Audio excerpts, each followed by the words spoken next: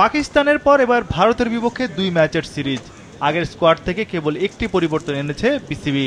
স্কোয়াডে অধিনায়ক নাজমুল শান্ত সহ বাকিরা হলেন সাদমান ইসলাম, জাকির হাসান, মুমিনুল হক, মুশফিকুর রহিম, সাকিব আল হাসান, লিটন দাস, মেহেদি মিরাজ, জাকের আলী, তাসকির আহমেদ, হাসান মাহমুদ, নাহিদ রানা, তাইজুল ইসলাম, মাহমুদুল হাসান জয়, নাইম হাসান ও খালেদ আহমেদ।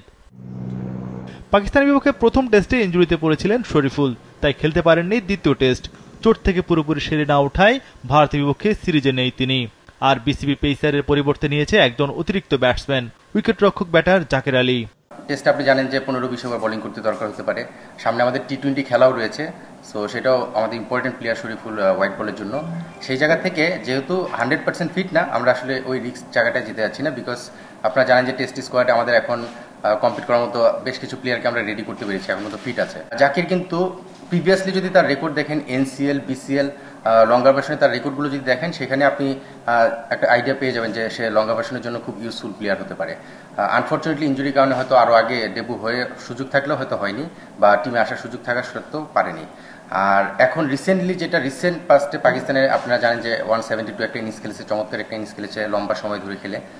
সবকিছু কনসিডারেশনে আমরা জাকিরকে একটু এক স্টেপে এগিয়ে গেছি। 65% পর্যন্ত বিদ্যুৎ বিল সাশ্রয় করে আপনাকে রাখে প্রশান্তিতে। ওয়ালটন ফ্যান হাওয়া বদলে দেয়। পাকিস্তান সিরিজে 5 পেসার থাকলেও ভারত সিরিজে কমানো হয়েছে সংখ্যাটা।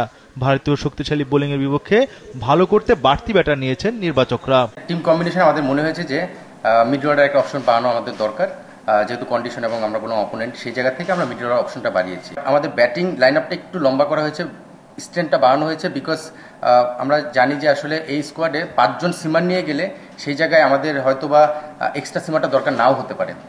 আর যেহেতু আগের সিরিজে একটা কনসার্ন ছিল যে তাসকিন ব্যাক করেছে অনেকদিন পরে, সেখানে একটা ব্যাকআপ অপশনের আমরা চিন্তা করেছি, বাট আলহামদুলিল্লাহ তাসকিন কিন্তু খুব ভালো ফর্মে রয়েছে বা রিদমে রয়েছে। তাসকিন এসেও কিন্তু টেস্টে ভালো বোলিং করেছে। বাংলাদেশ নিয়মিত খেলে থাকে কোকাপুরা বলে, তবে ভারতের বিপক্ষে এই সিরিজটা হবে এসজি বলে। বলের এই পার্থক্য উত্তরেই সিরিজে ক্রিকেটাররা ভালো খেলবে বলে বিশ্বাস বিসিবি কর্মকর্তাদের।